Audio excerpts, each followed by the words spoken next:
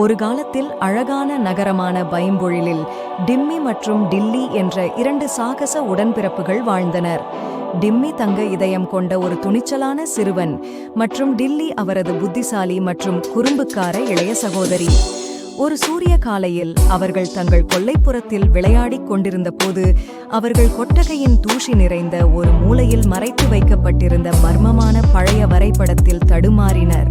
மந்திரித்த காட்டுக்குள் ஆழமாக செல்லும் பாதையை வரைபடம் காட்டியது.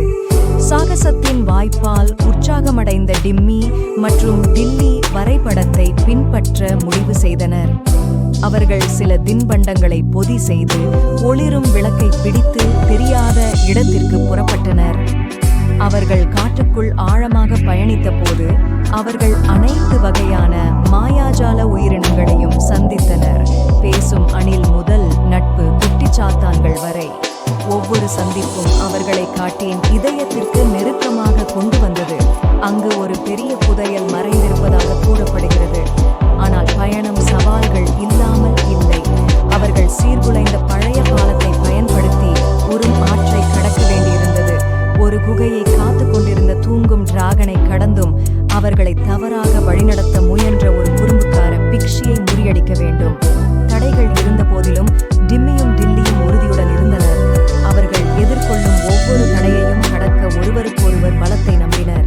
டிம்மியின் துணிச்சலும் டில்லியின் விரைவான சிந்தனையும் சரியான கலவையாக நிரூபிக்கப்பட்டது. இறுதியாக அவர்கள் காட்டின் இதயத்தை அடைந்து பொக்கிஷத்தை கண்டுபிடித்தனர்.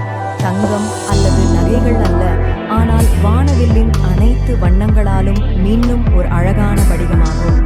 இதயம் தூய்மையாக இருப்பவர்களுக்கு விருப்பங்களை வழங்கும் ஆற்றல் கொண்டது என்று கூறப்படுகிறது.